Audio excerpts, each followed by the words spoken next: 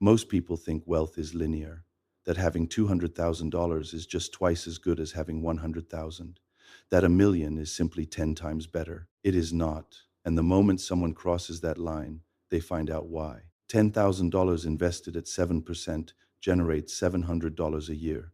Helpful, not life-changing. $50,000 generates $3,500 a year.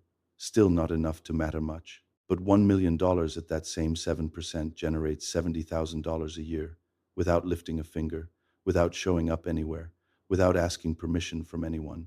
$70,000. More than most people earn at full-time jobs, generated automatically, every single year. That is not just more money.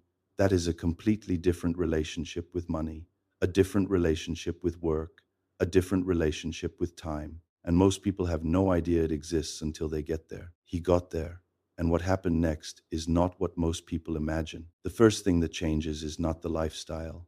Most people expect that crossing the $1 million threshold means something visible happens: a bigger apartment, a newer car, a different kind of confidence that other people can see. None of that happened, at least not immediately. What changed first was something much harder to describe. He stopped feeling like money was chasing him. For the first time in his adult life, he was not running toward the next paycheck.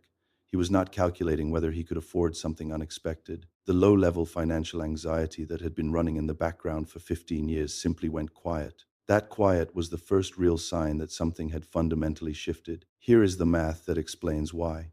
The average household spends around $64,000 a year on everything combined: rent, food, transport, healthcare, entertainment, all of it. When your investments are generating $70,000 annually at a 7% return, your money is theoretically covering your entire life, not contributing to it, covering it. Every dollar you earn from work becomes optional in a way it never was before.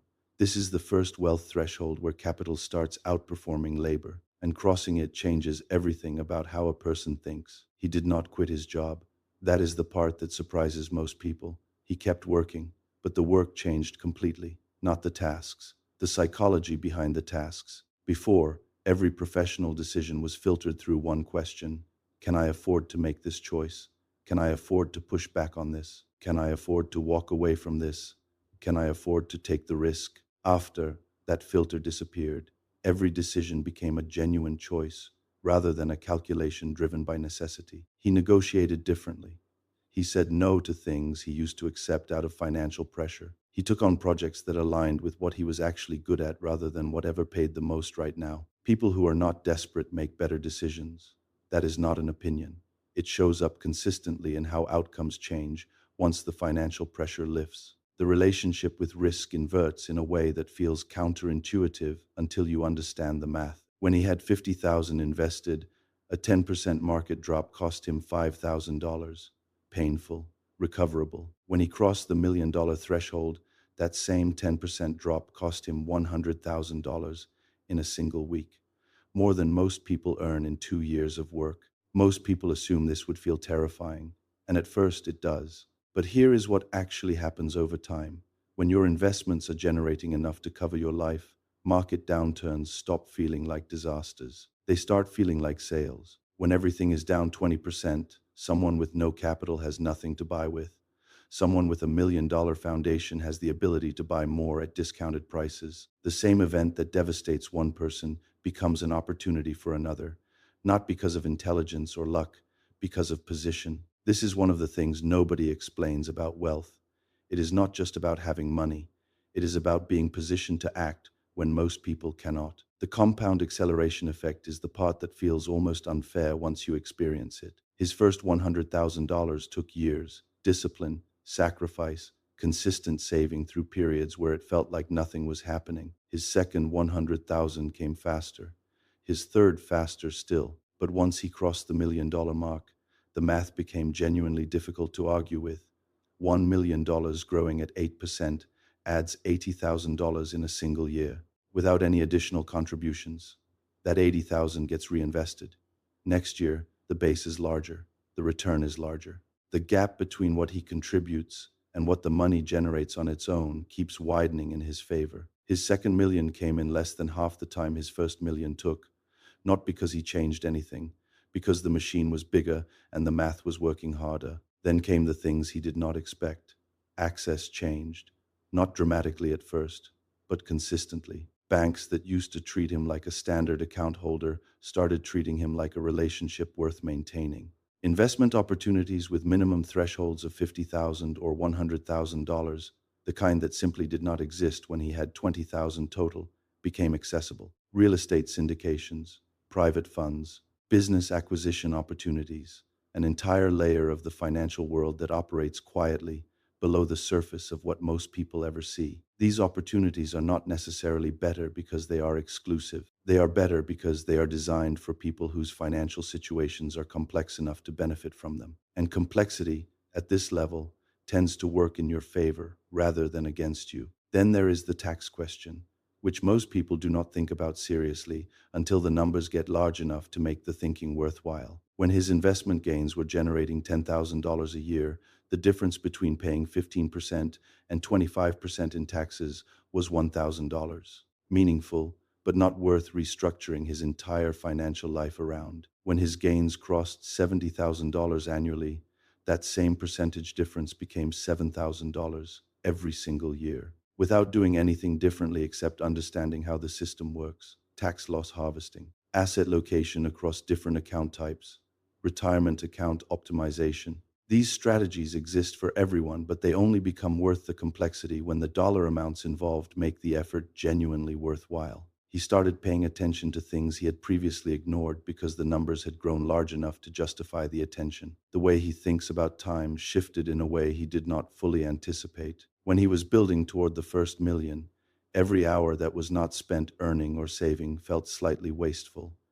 He was constantly aware of opportunity cost.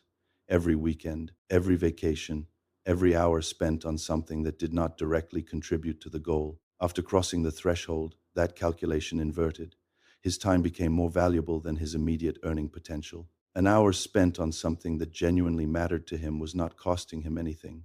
His money was working while he was not. He started making choices that looked irrational from the outside, turning down higher paying opportunities because the environment was wrong, taking longer breaks, spending time on things that generated no revenue but provided something that income alone cannot buy. From the outside, these choices looked like someone who had lost their financial ambition. From the inside, they looked like someone who had finally figured out what money is actually for. The optionality this created extended into areas of life he had not expected. Family decisions that used to feel financially complicated became simpler. Having children stopped feeling like a financial risk calculation and started feeling like a genuine choice. Supporting aging parents became feasible in ways it had not been before. Taking time away from work for things that mattered, without the background anxiety of what that time was costing him, became possible for the first time. This is what most people miss when they think about what $1 million actually means. It is not just a number, it is a new set of options. And options, in a life where most decisions are made under constraint, are worth more than almost anything money can buy directly. The psychological shift that nobody warns you about is the isolation, not loneliness exactly, something more specific. The financial concerns that dominate most conversations simply stopped applying to his situation. He could not genuinely complain about market volatility when his daily portfolio movements exceeded most people's monthly salaries. He could not discuss financial stress in the way he used to because the stakes were different now. This creates a quiet distance between where he is and where most conversations happen. Not a distance he chose, just a gap that opened up as the numbers changed. And then something else shifted, something he had not expected at all. He started thinking about what happens after him, not in a morbid way, in a practical way. When you have $1 million invested and it is growing faster than you can reasonably spend it, the question of what this capital does beyond your own lifetime stops being abstract. It becomes something worth thinking about seriously. Not necessarily leaving money to children, though that becomes part of the conversation. Something broader, understanding that capital, well managed, does not just fund one life. It can fund multiple lives across extended periods of time. The way he thought about his investments shifted from funding his own future to stewarding something that could outlast him. That shift changes how you make decisions in ways that are hard to fully explain until you experience it. And yet, despite all of this, despite the anxiety that came with watching larger numbers move, despite the isolation, despite the unexpected complexity, he reported something that surprised even him. He felt more secure than he ever had in his life, not because the money eliminated uncertainty. Uncertainty never goes away, but because the foundation felt solid enough to absorb whatever came next. Job loss became a setback rather than a catastrophe. Medical costs became manageable rather than devastating. Economic downturns became something to navigate rather than something to survive. This is what the $1 million threshold actually represents. Not a destination, not a finish line, a foundation. The point where the game changes from survival to something else entirely. Most people spend their entire lives playing the survival game without realizing there is another game running alongside it. A game with different rules, different risks, different rewards. He crossed into that game, not because he was lucky, not because he earned more than everyone else, because he understood something early that most people figure out too late. The first million is not about the money. It is about what the money makes possible. And what it makes possible is a version of your life where the most important decisions are no longer made under pressure. Most people walk past that understanding every day of their working lives. They were looking for a way to earn more. He was looking for a way to need less from earning. That is the only difference. And compounded over time, that difference is everything.